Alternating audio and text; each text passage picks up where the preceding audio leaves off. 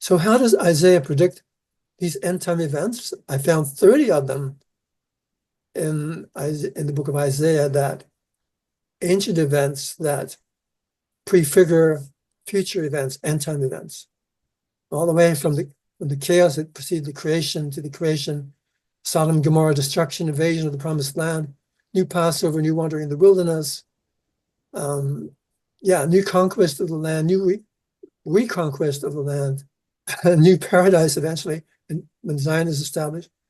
So all of those events are going to happen, but where do they appear in the book of Isaiah? Well, you have to find them. You have to look for them and say, well, this event sounds like he's talking about call out in the wilderness. He's talking about ancient Israel going into the wilderness. Yes, but it's an end time scenario. So it must be talking about us. And it is. And it's when the call out of Babylon happens, which is a physical, literal call out from our society today into a wilderness situation. And then you've got to say, well, Jesus warned against that. Don't go out when they say, come out here because there's going to be counterfeits of that. And so unless you're spiritually in tune and you've repented, are bringing forth fruit meet for the Father, to the Father for repentance, you're not going to be, you'll likely go in one of those false call-outs. You know what I'm saying? So there's all these factors involved that depend upon your spirituality, how clean you are in your life. Because if you're unto the things of the world, you'll not understand a part of it, or small parts of it, but not enough, because that kind of idolatry causes spiritual blindness. So you've either got to get your life together and tackle Isaiah, all of it, not just what you like, and because it's interesting or something like that. No, it's a life's journey. And when you take it on, then do the windows of heaven start opening spiritually to you. Then does the understanding come. Then will the sealed book become unsealed, which is the book of Isaiah, to you. And it'll be amazing. And you'll say, wow, I never knew this. But now I'm getting flack from everybody because I understand things so differently. Well, so what? That's part of the game too. You've got to be prepared for that. People think, well, you think differently than we do. And so they start looking upon you differently. And well, that's part of what Jesus says. If they persecute you and speak all manner of evil of you falsely, and that's part of your journey. It means you're on the track. You're doing the right thing. Yeah. Okay. Let's touch on this. It was a question I was going to ask later, but you brought up the 30 end time events, and of those 30 end time events, how many do you think we could put a check mark in and say it's been fulfilled versus how many are yet to come? None. They haven't happened yet because it's an end time scenario. And that end time scenario has not started yet. So narrow window of end time events. Yes. Those 30 events, although they may have happened in history over even thousands of years, they all converge in Isaiah over a very short, maybe 7-year period or less, even maybe 3.5 years, when they all happen at once. Like dominoes, they fall. And that's how Isaiah connects them in the book of Isaiah. He may give you 1 or 2 pieces here or 1 or 2 pieces there, but you've got to connect those pieces up with each other like dominoes. And when you do that, and I try to do that in my books, it's on that website, IsaiahProphecy.com, has them all listed. IsaiahProphecy.com has all 30 of them. It's the first part of that chapter. And I've tried to put them in some kind of order, but a lot of them are happening concurrently, simultaneously. So, and I don't like timelines anyway. Don't get caught up in timelines, please, because it's going to totally distract you from what's really going on. So, I mean, it's interesting. Timelines are interesting, but it tells you we're close, perhaps, but it's a distraction to me. Let me approach Isaiah from this kind of layer view. There's Isaiah's prophecy, and then there's like personal growth, climbing the ladder kind of concepts. And those are interspersed throughout the prophecy that, we've got to apply certain things to ourselves, and then other things are like, this is what's going to happen kind of stuff.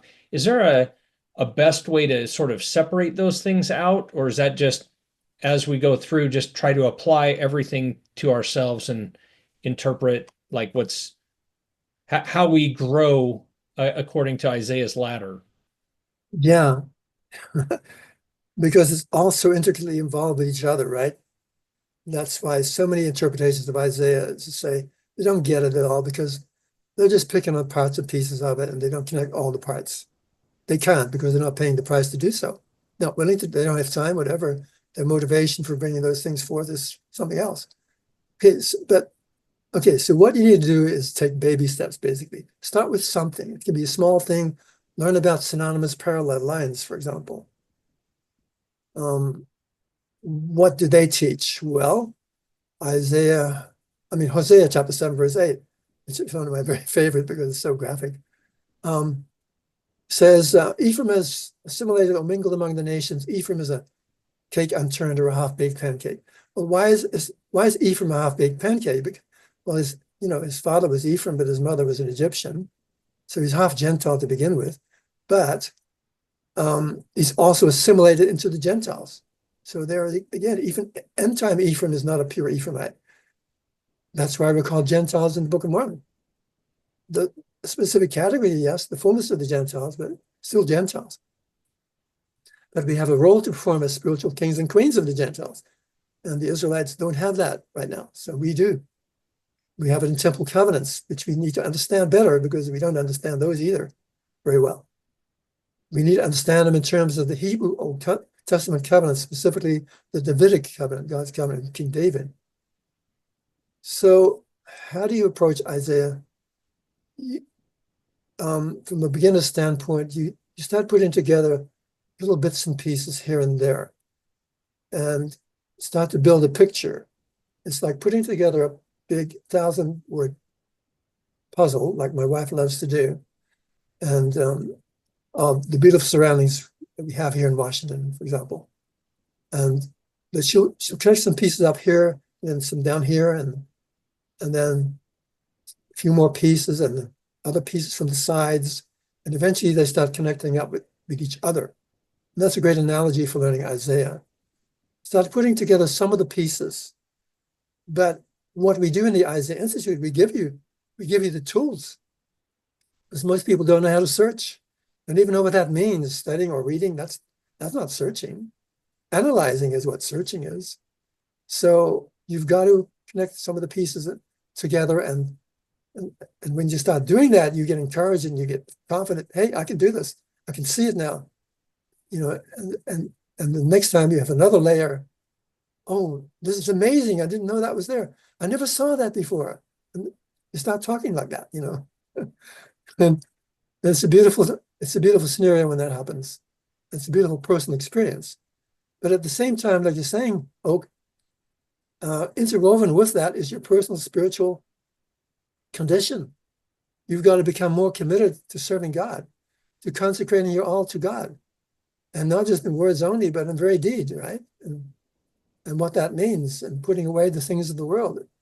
Everything that distracts you from the things of God. You've got to become a saint in reality, not just in name, not just a wannabe saint. Because with God, it's not about wannabes. It's all about, a saint means a sanctified state, pure from the things of the world and holy. So you can start doing miracles, because it says, a man must be cleansed every whit of his iniquities in the Book of Mormon. It says that in order to do miracles. And miracles are going to be required of us if we're going to be involved in the Lord's end time work of regrafting the natural branches into their own olive tree. So we're going to have to heal them as well by laying on of hands and so forth. So yeah, it's all interwoven indeed. And it's the most glorious program I can think of.